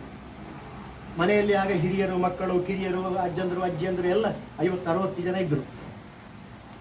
ಎಲ್ಲೆಲ್ಲ ವಿದ್ವಾನ ಶಿರೋಮಣಿಗಳು ಬೇಕಾದಷ್ಟು ಜನ ಇದ್ದರು. ಈಗ ನನ್ನ ಮನೆಯಲ್ಲಿ ಹೇಳುತ್ತಿದ್ದರೆ, ನಾನು ಸಣ್ಣ ವಿದ್ಯಾರ್ಥಿ ಆಗಿದ್ದಾಗ, ಪ್ರಾಥಮಿಕ ಶಾಲೆಯಲ್ಲಿ ಕಲಿತಾ ಇದ್ದಾಗ ನಮ್ಮಲ್ಲಿ ಸುಮಾರು 40-50 ಜನ ಇದ್ದರು. ನಾನು ಚಿಕ್ಕ ಹುಡುಗನಾಗಿದ್ದ 54 ಜನ ಇದ್ದರು. ನನಗೆ ಕನಸಿನ ಹಾಗೆ ನೆನಪುಂಟದು, ನೆನಪಿಲ್ಲ, ಹೇಳ್ತಾ ಇದ್ರು ಹಿರಿಯರು. ಮತ್ತೆ ಅಜ್ಜಂದ್ರೆಲ್ಲ ಪಾಲಾದರು, ಮತ್ತೆ ಅಜ್ಜಂದ್ರ ಮಕ್ಕಳ ಪಾಲಾದರು, ನಾವು ಪಾಲಾಗಲಿಲ್ಲ, ಅದು ಬಿಡಿ. ಆಗ ನಾನು ಪ್ರಾಥಮಿಕ ಶಾಲೆಗೆ ಹೋಗಿ 10 ಜನ ಇದ್ದರು ನಮ್ಮ ಮನೆಯಲ್ಲಿ. ಆಗ ರಾತ್ರಿ 9 ಗಂಟೆಯಿಂದ 10 ಗಂಟೆವರೆಗೆ ನನ್ನ ದೊಡ್ಡಪ್ಪ ಎಲ್ಲರನ್ನು ಕೂತುಗೊಳಿಸಿ ರಾಮಾಯಣ, ಮಹಾಭಾರತ, ದೇವಿ ಭಾಗವತ, ಹರಿಶ್ಚಂದ್ರ ಕಾವ್ಯ ಇದನ್ನೆಲ್ಲ ಮೂಲ ರೂಪದಲ್ಲಿ ಸಂಸ್ಕೃತದಲ್ಲಿ ವಾಚನ ಮಾಡಿ ವ್ಯಾಖ್ಯಾನ ಮಾಡ್ತಾ ಇದ್ರು. ನಾವೆಲ್ಲ ಕುಳಿತುಕೊಳ್ಳಬೇಕು. ನಾವು ಮಾತ್ರ ಅಲ್ಲ, ಅಜ್ಜನ ಅಜ್ಜಿ ಕೂಡ ಹೇಳಬೇಕು. ನಾವೆಲ್ಲ ನಿದ್ದು ತಿಂದರೆ ಒಂದೊಂದು ಪೆಟ್ಟು ಬಿಡುತ್ತಿತ್ತು ಕಲೆಗೆ, ತೊಡೆಗೆ 5 ಬೆರಳು ನಗಿ ಅಲ್ಲಿ ಕಾಣ್ತಾ ಇತ್ತು. ಹಾಗೆ ಆ ವಾಚನ ವ್ಯಾಖ್ಯಾನ ಕೇಳಿದ ಕಾರಣ ನಮಗೇನೋ ಸ್ವಲ್ಪ ಅದರ ಕತೆ ಗೊತ್ತಾಗಿದೆ, ಮತ್ತು ನಾವು ಓದಿ ತಿಳಿದದ್ದಲ್ಲ. ಹಾಗೆ ಆ ರೀತಿಯ ದೊಡ್ಡಪ್ಪ ಜೀವಮಾನ ಪರ್ಯಂತ ಮಾಡ್ತಾ ಇದ್ರು. ಮತ್ತು ನನ್ನ ಅಜ್ಜನ ಹಾಗೆ ತಾಳೆ ಓಲೆ ಗ್ರಂಥವನ್ನು ಓದಿ ಅರ್ಥ ಹೇಳ್ತಾ ಇದ್ರು. ಆ ಗ್ರಂಥ ಇಲ್ಲಿ ಉಂಟು, ನನ್ನ ಕವಾಟಿನಲ್ಲಿ ಉಂಟು, ಸುಮಾರು 200 ವರ್ಷಗಳ ಹಿಂದಿನದ್ದು. ಅದನ್ನು ಮುಟ್ಟಿದವರಿಗೆ, ನಮಸ್ಕಾರ ಮಾಡಿದವರಿಗೆಲ್ಲ ರಾಮಾಯಣ ಬರೆಯುವ ಒಂದು ಸಾಮರ್ಥ್ಯ ಬರ್ತದೆ, ಆಯ್ತಲ್ಲ? ಹಾಗಾಗಿ ನಾನು ಅದನ್ನು ನಮಸ್ಕಾರ ಮಾಡಿ ಒಂದು ಸುಲಭ ರಾಮಾಯಣ ಬರೆದಿದ್ದೇನೆ. ಅದಕ್ಕೆ ಅದೇ ಕಾರಣ. ಅದನ್ನು ಜ್ಯೇಷ್ಠ ಕಾರಂತರು ಕೊಂಡೆಯವರ ಶಾಲೆ ಮಕ್ಕಳಿಂದ 2 ಗಂಟೆ ಆಡಿಸಿದರು ವೇದಿಕೆಯಲ್ಲಿ. ಅದು ಹೌದು ನೋಡಿ, ಅದಕ್ಕೆಲ್ಲ ಕಾರಣ ಅದು ಅಜ್ಜನ ರಾಮಾಯಣ. ಅಂದರೆ ಅಷ್ಟು ಸಾಮರ್ಥ್ಯ ಉಂಟು ಅದಕ್ಕೆ, ಅಷ್ಟು ಶಕ್ತಿ ಉಂಟು ಅದಕ್ಕೆ. ಹಾಗೆ ಈಗ ದೊಡ್ಡಪ್ಪನ ಬಗ್ಗೆ ನಾನು ಹೇಳಿದೆ. ಆಮೇಲೆ ನಮ್ಮ ಮನೆಯಲ್ಲಿ ಇರುವ ಮಕ್ಕಳ ಪೈಕಿ ಅಂತಹ ಭಾಗ್ಯವನ್ನು ಪಡೆದವರಲ್ಲಿ ನಾನು ಒಬ್ಬ, ಮತ್ತು ಉಳಿದವರೆಲ್ಲ ನನಗಿಂತ ಚಿಕ್ಕವರು. ನಮ್ಮ ಮನೆಯಲ್ಲಿ ಮಕ್ಕಳ ಪೈಕಲ್ಲಿ ನಾನೇ ದೊಡ್ಡಣ್ಣ. ಹಾಗಾಗಿ ಉಳಿದವರಿಗೆ ನೆನಪಿರಬಹುದು, ಆದರೆ ನನ್ನಷ್ಟು ನೆನಪು ಅವರಿಗೆಲ್ಲ ಇರಲಿಕ್ಕಿಲ್ಲ ಬಹುಶಃ. ಇದು ಒಂದು ಉದಾಹರಣೆ ಮಾತ್ರ ಅಷ್ಟೇ. ಹೀಗೆ ಹಲವಾರು ಮನೆಗಳಲ್ಲಿ ಎಷ್ಟೆಷ್ಟೋ ವಿದ್ವಾಂಸರು ಹೀಗೆ ಕಾವ್ಯ ವಾಚನ ವ್ಯಾಖ್ಯಾನಗಳನ್ನು ಮಾಡ್ತಾ ಇದ್ರು. ಅಲ್ಲಿ ಭಾಗವತ ಸಪ್ತಾಹಗಳು ಕೂಡ ನಡೆಯುತ್ತಾ ಇದ್ದವು. ಭಾಗವತ ಸಪ್ತಾಹಗಳು 7 ದಿನಗಳ ಪರ್ಯಂತ. ಭಾಗವತ ಅತಿ ದೊಡ್ಡ ಕಾವ್ಯ. ಆ ಭಾಗವತ ಸಪ್ತಾಹ ಓದುವಂಥದ್ದು, ವ್ಯಾಖ್ಯಾನ ಮಾಡುವಂಥದ್ದು ಬಹಳ ಅದ್ಭುತವಾದ ವಿಚಾರ ಅದು. ಅದನ್ನು ಕೇಳುತ್ತಾ ಇದ್ದರೆ ಮತ್ತೆ ಹಸಿವು ಬಾಯಾರಿಕೆಗಳು ಬರುವುದಿಲ್ಲ ಹತ್ತಿರ. ದೇವಸ್ಥಾನಗಳಲ್ಲಿ ಕೂಡ ಮಾಡ್ತಾರೆ, ಎಷ್ಟೋ ದೇವಸ್ಥಾನಗಳಲ್ಲಿ, ನಮ್ಮ ಕುಂಬಳೆಯಲ್ಲಿ ಕೂಡ ಮಾಡ್ತಾರೆ, ಐಲದಲ್ಲಿ ಮಾಡಿದ್ದಾರೆ, ಅಲ್ಲಿ ಮಾಡ್ತಾ ಇದ್ದಾರೆ. ನವರಾತ್ರಿ, ದೀಪಾವಳಿ, ಕೃಷ್ಣಾಷ್ಟಮಿ, ಮಹಾಶಿವರಾತ್ರಿ ಮೊದಲಾದ ಸಂದರ್ಭಗಳಲ್ಲೆಲ್ಲ ವಾಚನ ವ್ಯಾಖ್ಯಾನ ಸರ್ವಸಾಮಾನ್ಯವಾಗಿದೆ. ಎಷ್ಟೋ ಕಾವ್ಯಗಳು. ಈಗ ನಾನು ಕೈ ಬರಹದಲ್ಲಿ ಬರೆದದ್ದೊಂದು ಶಿವಪುರಾಣ ಕೃತಿ ಉಂಟು, ಯಾರೋ ತೆಕ್ಕೊಂಡೋಗಿದ್ದಾರೆ, ಓದಲಿಕ್ಕೆ ವಾಪಸ್ ಬರಲಿಲ್ಲ. ದೊಡ್ಡ ಗ್ರಂಥ ಅದು, 2000 ಚಿಲ್ಲರೆ ಬಾಮಿನಿ ಷಟ್ಪದಿ ಉಂಟು. ಅದರಲ್ಲಿ ಬ್ರಹ್ಮೋತ್ತರ ಖಂಡದೊಳಗಡೆ ಶಿವಪುರಾಣ ಅಂತ ಅದಕ್ಕೆ ಹೆಸರು. ಒಂದು 250 ವರ್ಷಗಳ ಹಿಂದಿನ ತಾಳೆ ಓಲೆ ಗ್ರಂಥದಿಂದ ಪ್ರತಿ ಮಾಡಿದ ಪುಸ್ತಕ ಅದು. ಎಲ್ಲಿಂಟು ಗೊತ್ತಿಲ್ಲ. ಈಗ ಇವರು ನೋಡಿದ್ದಾರೆ, ಅವರು ನೋಡಿದ್ದಾರೆ. ಹಾಗೆ ಅದರದಲ್ಲೂ ಕೂಡ ವಾಚನ ವ್ಯಾಖ್ಯಾನ ಮಾಡುವಂತಹ ಒಂದು ಪರಿಪಾಠ ಇತ್ತು. ಈಗ ಆ ಕಾರ್ಯಕ್ರಮಗಳನ್ನು ನಮಗೊಂದು ಕನಸಿನಾಗಿ ಕಂಡರೂ ಕೂಡ ನಾವು ಇಂತಹ ಪರಿಷತ್ತುಗಳಲ್ಲಿ, ಇಂತಹ ಸಾಹಿತ್ಯ ವೇದಿಕೆಗಳಲ್ಲಿ ಬರ್ತಾ ಇದ್ದೇವೆ. ಸುಮಾರು 60-70ರ ದಶಕದಲ್ಲಿ ಕೆಲವು ಮಾಹಿತಿಗಳನ್ನು ಕೊಡ್ತಾ ಇದ್ದೇನೆ ನಾನು ಸೂಚ್ಯವಾಗಿ. ಕಾಸರಗೋಡಿನ ಗಮಕ ಹೇಗೆ ನಡೆದು ಬಂತು ಅಂತ ಹೇಳಿದ್ರೆ ಕೆಲವು ಮಾಹಿತಿಗಳನ್ನು ಕೊಡ್ತಾ ಇದ್ದೇನೆ. ನಾನು ಅದನ್ನೊಂದು ಲಿಸ್ಟ್ ಮಾಡಿಕೊಂಡಿದ್ದೇನೆ, ಯಾಕಂದರೆ ಕೆಲವು ಬಿಟ್ಟು ಹೋಗ್ತಾರೆ ಇದ್ದಾರೆ. 1960-70ರ ದಶಕದಲ್ಲಿ ಏತಡ್ಕದ ಅನುದಾನಿತ ಹಿರಿಯ ಬುನಾದಿ ಶಾಲೆಯಲ್ಲಿ ವರ್ಷಾವಧಿ ಪುರಾಣ ವಾಚನ ಸಪ್ತಾಹ ನಡೆಸುವ ಪರಿಪಾಠ ಇತ್ತು. ಏತಡ್ಕದಲ್ಲಿ ಪ್ರತಿದಿನವೂ ಕೂಡ ಸಾಯಂಕಾಲ ಗಂಟೆ 6ರಿಂದ 8 ತನಕ ಆ ಕಾರ್ಯಕ್ರಮ ನಡೆಯುತ್ತಾ ಇತ್ತು. ಹೆಚ್ಚು ಕಡಿಮೆ ನಮ್ಮ ಅವಿಭಜಿತ ದಕ್ಕ ಜಿಲ್ಲೆಯ ಹೆಚ್ಚಿನ ಗಮಕಿಗಳು ಕೂಡ ಅದರಲ್ಲಿ ಭಾಗವಹಿಸ್ತಾ ಇದ್ದರು. ಅಲ್ಲಿ ಹಿರಿಯರು ಎಷ್ಟು ಜನ ಇದ್ರು ಅಂತ ಹೇಳಿದರೆ, ದಿವಂಗತ ಮಹಾಬಲ ನೋಂಡ, ವಿದ್ವಾನ್ ಕೈಂತಜ ನರಸಿಂಹಭಟ್ಟ, ಸಾಹಿತ್ಯ ಶಿರೋಮಣಿ ಕುಳಮರ ಮಹಾಲಿಂಗ ಭಟ್ಟ, ನನ್ನ ದೊಡ್ಡಪ್ಪ ಅವರು, ಡಾಕ್ಟರ್ ಉಪ್ಪಂಗಳ ರಾಮಭಟ್ಟ, ವಿದ್ವಾನ್ ಮಧುರಕಾನಂದ ಗೋಪಾಲಕೃಷ್ಣ ಭಟ್ಟ, ಉಂಡೆಮನೆ ಗಣಪತಿ ಭಟ್ಟ, ಇಂತಹ ವಿದ್ವಾಂಸರೆಲ್ಲ ಇನ್ನು ಕೆಲವು ಜನ ಇದ್ದರು. ಕೆಲವರ ಹೆಸರು ಹೇಳಿದ್ದೇನೆ. ವಾಚನಕಾರರಾಗಿ ಭಾಗವಹಿಸ್ತಾ ಇದ್ದರು. ಇನ್ನು ಅವರೊಟ್ಟಿಗೆ ವ್ಯಾಖ್ಯಾನಕಾರರಾಗಿ ಡಾಕ್ಟರ್ ಶೇಣಿ ಗೋಪಾಲಕೃಷ್ಣ ಭಟ್ರು, ಮತ್ತು ನಮ್ಮ ಪೆರ್ಲಕೃಷ್ಣ ಭಟ್ರು ಪಂಡಿತರು, ನೇರಪ್ಪಾಡಿ ಕೇಶವ ಅಲೆಯೂರಾಯ, ಆಮೇಲೆ ವಿದ್ವಾನ್ ಕಳೆಯತ್ತೋಡಿ ನರಸಿಂಹಭಟ್ಟ, ವಿದ್ವಾನ್ ಬೈಲಂಗಡಿ ದಾಮೋದರ ಗೀತಾಯ, ಶ್ರೀ ಕುಂಬಳೆ ಸುಂದರರಾವು. ನಮ್ಮ ಕುಂಬಳೆ ಸುಂದರರಾವ್ ನಮ್ಮ ಊರಿನವರೇ, ನಾರಾಯಣಮಂಗಲದವರೇ, ಈಗ ಇಲ್ಲ ಅವರು. ದೊಡ್ಡ ಯಕ್ಷಗಾನ ಕಲಾವಿದರು ಕುಂಬಳೆ ಸುಂದರರಾವು. ಆಮೇಲೆ ದಿವಂಗತ ವಿಚಿತ್ರ ಏತಡ್ಕ, ಹರಿಹರ ಭಟ್ ಅಂತ ನೀವು ಕೇಳಿರಬಹುದು. ಇವರೆಲ್ಲ ವ್ಯಾಖ್ಯಾನಕಾರರಾಗಿ, ಇವರು ಮಾತ್ರ ಅಲ್ಲ, ಇನ್ನು ಕೆಲವರಿದ್ದರು. ಇವರು ಸುಂದರರಾಯರ ತಮ್ಮನೇ ಇದ್ದರು, ಮಾಧವರಾವ್ ಅಂತ, ಮತ್ತು ಕೆಲವರು. ಸೀತಾ ವನವಾಸ, ವೀರಾಭಿಮನ್ಯು, ಚಂದ್ರಮತಿ ವಿಲಾಪ ಮೊದಲಾದ ಘನವಾದ ಭಾಗಗಳನ್ನೇ ಅವರು ಆಯ್ದುಕೊಳ್ಳುತ್ತಾ ಇದ್ದರು. ಒಳ್ಳೆ ಸತ್ವಭರಿತವಾದ ಭಾಗ. ಡಾಕ್ಟರ್ ವೈ.ಕೆ. ಕೇಶವ ಭಟ್ಟ, ಶ್ರೀ ವೈ.ವಿ. ಗಣೇಶರಾವು, ಶ್ರೀ ರಾಮಚಂದ್ರ ಅಲೆವೂರಾಯ, ಶ್ರೀ ವೈ.ಎಸ್. ಕೇಶವ ಶರ್ಮಾ, ಇವರೆಲ್ಲ ಯಾರೂ ಇಲ್ಲ. ಇವರೆಲ್ಲ ಕಾರ್ಯಕ್ರಮಗಳ ನಿರ್ವಹಣಾ ಸಮಿತಿಯಲ್ಲಿ ಸಕ್ರಿಯವಾಗಿ ಪಾಲ್ಗೊಂಡಿದ್ದರು. ನಾನು 2-3 ಕಾರ್ಯಕ್ರಮಕ್ಕೆ ಹೋದ ನೆನಪು ನನಗುಂಟು. ಆ ನೆನಪಿನಲ್ಲಿ ಇದನ್ನು ಬರೆದಿದ್ದೇನೆ ನಾನು ಇಲ್ಲಿ. ಪ್ರತಿ ಕಾರ್ಯಕ್ರಮದ ಕೊನೆಯಲ್ಲೂ ಕೂಡ ಉಪಹಾರದ ವ್ಯವಸ್ಥೆ ಕೂಡ ಇತ್ತು. ಪ್ರತಿದಿನವೂ ಕೂಡ 100 ಮಂದಿ ಆಸಕ್ತರು ಭಾಗವಹಿಸ್ತಾ ಇದ್ದರು. 2 ಗಂಟೆ ಹೋದದ್ದೇ ಗೊತ್ತಾಗ್ತಾ ಇರಲಿಲ್ಲ. ಯಕ್ಷಗಾನ ವಾಲ್ಮೀಕಿ ಕಣಿಪುರದ ಪಾರ್ಥಿಸುಬ್ಬ ಅಂತ ನಾವು ಕೇಳಿದ್ದೇವೆ. ಪಾರ್ಥಿಸುಬ್ಬ ವಿರಚಿತ ಪ್ರಸಂಗ ತುಂಬ ಉಂಟು. ಪ್ರಸಂಗ ಸಾಹಿತ್ಯ ಅಂತ ಒಳಗೆ ನೆನಪಾಗುವಂಥದ್ದು ಪಾರ್ಥಿಸುಬ್ಬನದ್ದು. ಗಮಕ ಕಲೆ ಈ ಪಾರ್ಥಿಸುಬ್ಬನ ಸಾಹಿತ್ಯಕ್ಕೆ ಪೂರಕವಾಗಿತ್ತು. ಕಾಸರಗೋಡಿನಲ್ಲಿ ಗಮಕದ ಪ್ರಾಚೀನತೆಗೆ ಪಾರ್ಥಿಸುಬ್ಬನ ಕಾವ್ಯಗಳು ಕೂಡ, ಪ್ರಸಂಗಗಳು ಕೂಡ ಒಂದು ದೊಡ್ಡ ಸಾಕ್ಷಿಯಾಗಿದೆ. ಸುಮಾರು 1.5 ಶತಮಾನ ಹಿಂದೆ ಕುಂದೂರು ಮತ್ತು ತೆಕ್ಕೆಕೆರೆ ಮನೆಯವರು ಜಂಟಿಯಾಗಿ ಗಮಕ ಕಾರ್ಯಕ್ರಮ ನಡೆಸುತ್ತಾ ಇದ್ದರು. ಶಂಕರಣ್ಣ ಭಟ್ರ ಅಜ್ಜನ ಅಪ್ಪ ಇರುವುದು ಒಂದು ಅಜ್ಜನ ಅದೇ. ಇದೆಲ್ಲ ಮಾಹಿತಿಗಳು ಅವರೇ ಕೊಟ್ಟದ್ದು ನನಗೆ. ಹಾಗೆ ತೆಕ್ಕೆಗರ ಸುಬ್ಬಣ್ಣ ಭಟ್ಟರು ಅವರ ಹೆಸರು ಒಂದು ಹೌದು. ದಿವಂಗತ ಸದಾಶಿವ ಶಾನುಭೋಗರು, ದಿವಂಗತ ಪುಂಡೂರು ಕುಣಿಚಿತ್ತಾಯರು ಇವರೆಲ್ಲ ಬಹಳ ಅನ್ಯೋನ್ಯವಾಗಿದ್ದವರು. ತೆಕ್ಕೆಗರ ಸುಬ್ಬಣ್ಣ ಭಟ್ಟರ ಕಾಲ 1867 1917. ಕಡೆಂಗೋಡ್ಲಿನಿಂದ ಅವರು ತೆಕ್ಕೆಗರಿಗೆ ಬಂದು ನೆಲೆಸಿದವರು. ತೆಕ್ಕೆಗರೆ ಎಂಬ ಸ್ಥಳವನ್ನು ಕೂಡಲು ಶಾನುಭೋಗರು ಸುಬ್ಬಣ್ಣ ಭಟ್ಟರಿಗೆ ಕೊಟ್ಟಿದ್ದರು. ಶಬ್ದಬೋಧೆ, ನಾನಾರ್ಥ ನಿಘಂಟು, ತತ್ವ ನಿರ್ಣಯ, ಆರೋಗ್ಯ ನಿರ್ಣಯ ಮೊದಲಾದವು ಅವರ ಕೃತಿಗಳು. 1910 ಆಗಸ್ಟ್ ತಿಂಗಳ ಒಂದು ಭಾನುವಾರ ರಾವ್ ಸಾಹೇಬು ಸಿರಿಬಾಗಿಲು ರಾಮಯ್ಯ ಆಳುವರ ಮನೆಯಲ್ಲಿ ನಡೆದ ಗಮಕ ಕಾರ್ಯಕ್ರಮ ಅವಿಸ್ಮರಣೀಯವಾಗಿದೆ ಅಂತ ಒಂದು ಸೂಚನೆ ಅವರು ಕೊಟ್ಟಿದ್ದಾರೆ. ಆ ವಾಕ್ಯವನ್ನು ಕೂಡ ನಾನಿಲ್ಲಿ ಹಾಕಿಕೊಂಡಿದ್ದೇನೆ.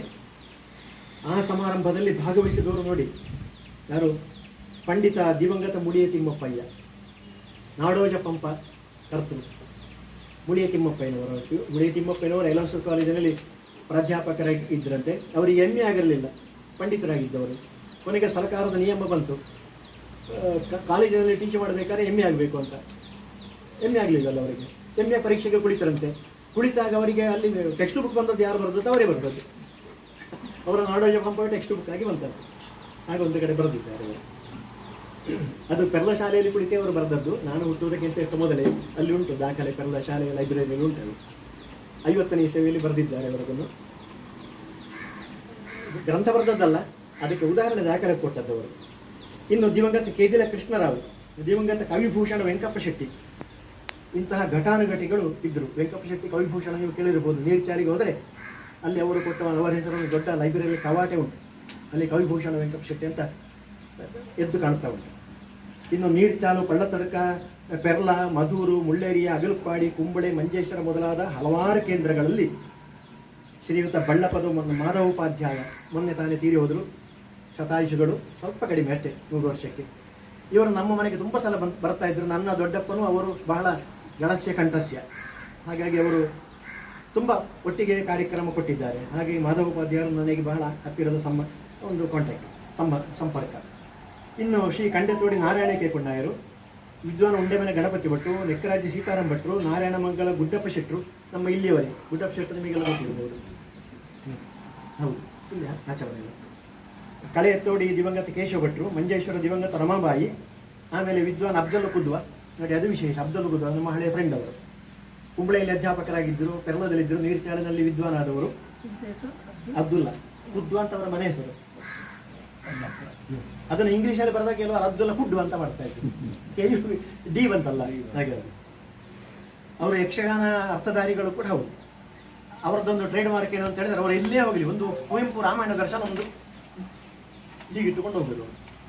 ಎಲ್ಲಿಗೆ ಹೋಗಲಿ, ಯಾವುದೇ ಮದುವೆ ಸಮಾರಂಭಕ್ಕೆ ಹೋಗಿದ್ದು ರಾಮಾಯಣ ದರ್ಶನಕ್ಕೆ ಅವರ ಕಂಕಣದಲ್ಲಿ ಉಂಟು ಬುದ್ಧರುತ್ತೆ. ಹಾಗೆ ಇವರನ್ನೆಲ್ಲ ನಾವು ನೆನಪು ಮಾಡಿಕೊಳ್ಳಲೇಬೇಕಾಗ್ತದೆ ಈ ಸಂದರ್ಭಗಳಲ್ಲಿ. ಕಾಸರಗೋಡಿನಲ್ಲಿ ಸಾಕಷ್ಟು ಕೊಡುಗೆ ಕೊಟ್ಟವರ ಗಮಕಕ್ಕೆ. ಇನ್ನೊಂದು ಉದಾಹರಣೆ ಹೇಳೋದಿದ್ದರೆ, ಇದು ನಾನು ಕಣ್ಣಾರೆ ಕಂಡದ್ದು, ನಮ್ಮ ಶಾಲೆಯಲ್ಲಿ ಆದದ್ದು. ಪಂಜರಿಕೆ ವಿಷ್ಣು ಭಟ್ರು ಅಂತ ನೀವು ಕೇಳಿರ್ಬೋದು. ದೊಡ್ಡ ಪಂಡಿತರು, ಸಂಗೀತಜ್ಞರು, ಒಳ್ಳೆ ಹಾಡ್ತಾರೆ. ಪಂಜರಿಕೆ ವಿಷ್ಣು ಭಟ್ರ ವಾಚನ, ಪೆರ್ಲ ಕೃಷ್ಣ ಭಟ್ರು ಅವರ ಭಾವ, ಅವರ ವ್ಯಾಖ್ಯಾನ. ಇವರು ಅತ್ತೆ ಸೊಸೆ ಇದ್ದಾಗಿ ಅವರು ಭಾವ ವಾಚನ ವ್ಯಾಖ್ಯಾನ, ಅದ್ಭುತವಾದ ವಾಚನ ವ್ಯಾಖ್ಯಾನ. ಈ ಪಂಜರಿಕೆ ವಿಷ್ಣು ಭಟ್ರು ಒಂದು ಹೈ ಪಿಚ್ಚದಲ್ಲಿ ಚಂದ್ರವತೆ ವಿಲಾಪ ಹಾಡ್ತಾ ಇದ್ರು. ಮತ್ತು ದುಃಖದ ಸ್ವರ ಅವರೇ ಹಾಡುವಾಗ ಅವರೇ ಅಳ್ತಾ ಇದ್ದಾರೆ ಅಂತ ಕಾಣಬೇಕು ನಮಗೆ, ಅಳುವುದಿಲ್ಲ ಅವರು. ವ್ಯಾಖ್ಯಾನ ಮಾಡ್ತಾ ಇದ್ದಾರೆ ಪೆರ್ಲ ಕೃಷ್ಣ ಭಟ್ರು. ಅದನ್ನು ನೋಡಿ ಸಭೆಯಲ್ಲಿ ಇದ್ದಿಬ್ಬರು ಹೆಂಗಸರು ಅಲ್ಲಿ ಕಣ್ಣು ತಿರುಗಿದವರಿಗೆ ತಲೆ ತಿರುಗಿತು, ಬಿದ್ದರು, ಕೂಗಿದ್ರು. ಇಬ್ಬರು ಕೂಡ ಕೊನೆಗೆ ಅವರಿಗೆ ನೀರು ಹಾಕಿ ಶುಶ್ರೂಷೆ ಮಾಡಿದರು. ಇದು ಯಾವುದರ ಪರಿಣಾಮ ಅಂತ ಹೇಳಿದ್ರೆ ಈ ವಾಚನ ವ್ಯಾಖ್ಯಾನದ ಪರಿಣಾಮ. ಅಂದರೆ ಗಮಕಕ್ಕೆ ಅಷ್ಟು ಶಕ್ತಿ ಉಂಟು ಅಂತ ಹೇಳಿದ್ರೆ ನಾನು ಕಣ್ಣಾರೆ ಕಂಡ ಉದಾಹರಣೆಯನ್ನು ಕೊಟ್ಟದ್ದಷ್ಟೇ. ಹಾಗೆ ಆ ಸಭೆಯಲ್ಲಿ ಯಾರೆಲ್ಲ ಇದ್ದರು ಅಂತ ಹೇಳಿದರೆ, ಕೃಷ್ಣ ಭಟ್ರು ಮತ್ತು ವಿಷ್ಣು ಭಟ್ರು ವಾಚನ ವ್ಯಾಖ್ಯಾನಕಾರರು. ಇನ್ನು ಶ್ರೋತೃಗಳಾಗಿ ಕಣ್ಣೀರ್ಗರೆದು ಭಾವೋದ್ವೇಗದಿಂದ ಬಸವಳಿದು ಬಿದ್ದವರು ತುಂಬ ಜನ ಇದ್ದಾರೆ. ಅದರಲ್ಲಿ ಕಣ್ಣು ನೀರು ಒರೆಸಿಕೊಂಡವರು ಕೀರಿಕಾಡು ಮಾಸ್ಟರ್ ವಿಷ್ಣು ಭಟ್ರು, ಅಂಬೆ ಮೇಲೆ ಗೋವಿಂದ ಭಟ್ರು, ಮಹಾಬಲ ನೋಂಡರು, ಕುಂಡೂರು ಮೀನಾಕ್ಷಿ ಅಮ್ಮ, ಪಟ್ಟಾಜಿ ಕೃಷ್ಣ ಭಟ್ಟ, ಕೃಷ್ಣರಾಜ ಪುಣಿಚಿತ್ತಾಯರು ನಮ್ಮ ನೀರ್ಚಾಲ ಶಾಲೆ ಮಾಸ್ಟರ್, ವಿದ್ವಾನ್ ರಾಜಗೋಪಾಲ ಮುಚ್ಚಿತ್ತಾಯ, ಕೆ ನಾರಾಯಣ ಭಟ್ಟ, ಬೆಳ್ಳಿಗೆ ನಾರಾಯಣ ಮಣಿಯಾಡಿ, ಸೂರ್ಯಂಬೈಲು ಗೋವಿಂದ ಭಟ್ರು, ಹರಿಹರ ಬಾಯಾಡಿ ಮೊದಲಾದ ಹಿರಿಯ ವಿದ್ವಾಂಸರ ಕೊಡುಗೆ ಕೂಡ ಅಲ್ಲಿ ಅನನ್ಯವಾಗಿದೆ. ತುಂಬ ಅಂತಹದ್ದು ನನಗೆಲ್ಲ ಕನಸಿನಾಗೆ ಬರ್ತಾ ಉಂಟಿಗೆ ನೆನಪಿಗೆ. ಕೆಲವನ್ನು ನೋಟ್ ಮಾಡಿಕೊಂಡಿದ್ದೇನೆ ಅಷ್ಟೇ. ಯಾಕಂದರೆ ಗಮಕ ಅಂತ ಹೇಳಿದರೆ ಅದು ಬಹಳ ದೊಡ್ಡದು. ಅದನ್ನು ಒಂದು ಹೇಗೆ 4 ವಾಕ್ಯಗಳಲ್ಲಿ ಹೇಳಬೇಕಾದ್ರೆ ಒಂದು ದೊಡ್ಡ ಆನೆಯನ್ನು ದೊಡ್ಡ ಸಣ್ಣ ಚೆಂಬಿನೊಳಗೆ ತುಂಬಿಸುವ ಪ್ರಯತ್ನ ಮಾಡಬೇಕಾಗ್ತದೆ. ಹಾಗಾಗಿ ಅಂಥ ಕೆಲಸ ಬೇಡ. ಗಮಕ ಕಲಾ ಪರಿಷತ್ತು ಬೆಂಗಳೂರು ನಮಗೆ ಗೊತ್ತುಂಟು, 1982ರಲ್ಲಿ ಬೆಂಗಳೂರಿನಲ್ಲಿ ಅದನ್ನು ಹುಟ್ಟು ಹಾಕಿದ್ದಾರೆ. ಅಲ್ಲಿ ಹಳೆಗನ್ನಡ, ನಡುಗನ್ನಡ ಮತ್ತು ಹೊಸಗನ್ನಡ 3 ಕನ್ನಡಗಳನ್ನು ಕೂಡ ವ್ಯಾಪಕವಾಗಿ ಅಲ್ಲಿ ಪ್ರಚಾರ ಮಾಡುತ್ತಾ ಇದ್ದರು. ಅದರ ಬಗ್ಗೆ ನಾನೇ ಹೆಚ್ಚು ಹೇಳುವುದಿಲ್ಲ, ಯಾಕೆಂದರೆ ಅದು ಬೆಂಗಳೂರಿದೆ. ನಾವು ನಮ್ಮದನ್ನೇ ನೋಡೋಣ. ಈಗ ಈ ಕೇರಳ ಗಡಿನಾಟ ಘಟಕದ್ದು ಕೆಲವು ವಿಚಾರಗಳು, ಕೆಲವು ನಾವಿಲ್ಲಿ ನಡೆಸಿರುವ ವಿಚಾರಗಳು ನಾನು ನಿಮಗೆ ಹೇಳ್ತಾ ಇದ್ದೇನೆ. ಎಲ್ಲ ಸಹೃದಯರ ಪ್ರಯತ್ನದಿಂದ 2008 15 ಮಾರ್ಚ್ ಹೌದು ಮಾರ್ಚ್ 15 2008ನೇ ಶನಿವಾರ ಅಪರಾಹ್ನ 3:00 ಕಾಸರಗೋಡಿನ ಇದು ಪಾಂಡುರಂಗ ದೇವಸ್ಥಾನದ ಸಭಾಂಗಣದಲ್ಲಿ ಕೇರಳ ಗಡಿನಾಟ ಘಟಕ ಉದ್ಘಾಟನೆ ಆಯಿತು. ಎಡನೀರಿನ ಹಿರಿಯ ಶ್ರೀಗಳು ಬ್ರಹ್ಮೈಕ್ಯ ಶ್ರೀ ಶ್ರೀ ಕೇಶವಾನಂದ ಭಾರತೀಯ ಸ್ವಾಮಿಗಳವರು ತಮ್ಮ ದಿವ್ಯ ಹಸ್ತಗಳಿಂದ ದೀಪ ಬೆಳಗಿ ಉದ್ಘಾಟನೆ ಮಾಡಿದರು. ಉದ್ಘಾಟನೆ ಮಾಡಿದ್ದು ಮಾತ್ರ ಅಲ್ಲ, ಗಮಕ ಕಲಾ ಪರಿಷತ್ತು ರಿಜಿಸ್ಟರ್ಡ್ ಕೇರಳ ಗಡಿನಾಟ ಘಟಕ ಎಂಬ ಅಂಕಿತದಲ್ಲಿ ಗುರುತಿಸುವಂತಾಯಿತು. ಆಮೇಲೆ ಗಜಾನಂದ ಜೋಶಿ ಗೋಕರ್ಣ ಅವರು ಅಧ್ಯಕ್ಷತೆ ವಹಿಸಿದ್ರು ಆ ಸಂದರ್ಭದಲ್ಲಿ. ಇನ್ನು ಆಗ ಕೇಂದ್ರ ಗಮಕ ಪರಿಷತ್ತಿನ ಅಧ್ಯಕ್ಷರಾಗಿದ್ದವರು ಅಗ್ನಿ ಸೇವಾ ಟ್ರಸ್ಟಿನ ಗೌರವಾಧ್ಯಕ್ಷರು ಕೂಡ ಆಗಿರುವ ಶ್ರೀಕೃಷ್ಣ ಕೋಲಾರ ಕುಲಕರ್ಣಿ ಹೌದು ಶ್ರೀ ಕೃಷ್ಣ ಕೋಲಾರ ಕುಲಕರ್ಣಿ ಅವರ ಉಪಸ್ಥಿತಿಯಲ್ಲಿ ಬ್ರಹ್ಮಶ್ರೀ ದೈವರಾತ ವೇದಿಕೆಯಲ್ಲಿ ಮಹಾಕವಿ ಪರಮದೇವ ವಿರಚಿತ ತುರಂಗ ಭಾರತದ ಪರಿಷ್ಕೃತ 3ನೇ ಸಂಪುಟದ ಲೋಕಾರ್ಪಣೆ ಕೂಡ ಆಗಿದೆ. ದೊಡ್ಡ ಕಾವ್ಯ ಅದು. ತುರಂಗ ಭಾರತ ನೋಡಿ, ಅದರ ಲಯ ತುರಂಗ ಲಯ, ಅದರದ್ದೇ ಒಂದು ಲಯ, ವಿಶಿಷ್ಟವಾದ ಲಯ. ಒಂದು ನೀವು ಆಶ್ಚರ್ಯವಾಗಿ ನಂಬಬೇಕೀಗ, ಕೇಶವಾನಂದ ಭಾರತೀಯ ಸ್ವಾಮೀಜಿಯವರು ಆ ಗ್ರಂಥವನ್ನು ಬಿಡುಗಡೆ ಮಾಡಿ ಅವರದನ್ನು ನೋಡಿದ್ದಾಗಲೇ, ಮೊದಲು ನೋಡಲೇ ಇಲ್ಲ ಸ್ವಾಮೀಜಿಯವರು. ಅವರದನ್ನು ಬಿಡಿಸಿದು ಯಾವುದೇ ಪೂರ್ವ ತಯಾರಿ ಇಲ್ಲದೆ ತುರಂಗ ಲಯದಲ್ಲಿ ಅದನ್ನು ಭಾಷಣ ಮಾಡಿಬಿಟ್ರು ಸ್ವಾಮೀಜಿಯವರು. ನೋಡಿ, ಅದ್ಭುತ ವಿಚಾರ. ಅದು ಒಮ್ಮೆ ಆದರೂ ನೋಡಬೇಕಲ್ಲ, ನೋಡಲೇ ಇಲ್ಲ ಅವರು. ಒಂದೇ ದರ್ತಿಗೆ ತುರಂಗ ಲಯದಲ್ಲಿ ಹಾಡಿದರು. ಅದು ಈಗಲೂ ಕೂಡ ನನ್ನ ಕಿವಿಯಲ್ಲಿ ಗುರಿ ಮುಟ್ಟುತ್ತಾ ಉಂಟದು. ಅಂತಹ ಒಬ್ಬ ದೊಡ್ಡ ಗಮಕಿ ಅವರು.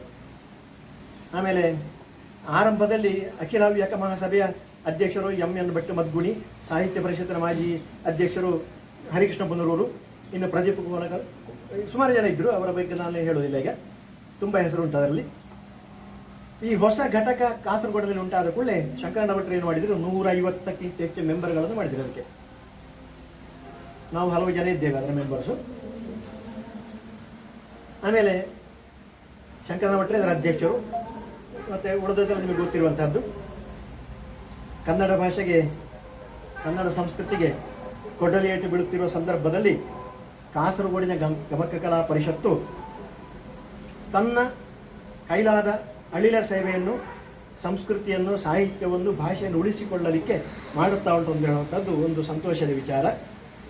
ಹಾಗೆ ಕಾಸರಗೋಡಿನ ಕನ್ನಡ ಕಾವ್ಯ ಸಂಸ್ಕೃತಿಗೆ, ಅದರ ಆರಾಧಕರಿಗೆ ಗಮಕ ಕಲಾ ಪರಿಷತ್ತು ಒಂದು ಮಾರ್ಗದರ್ಶಕ ಸಂಸ್ಥೆಯೂ ಕೂಡ ಆಗಿದೆ.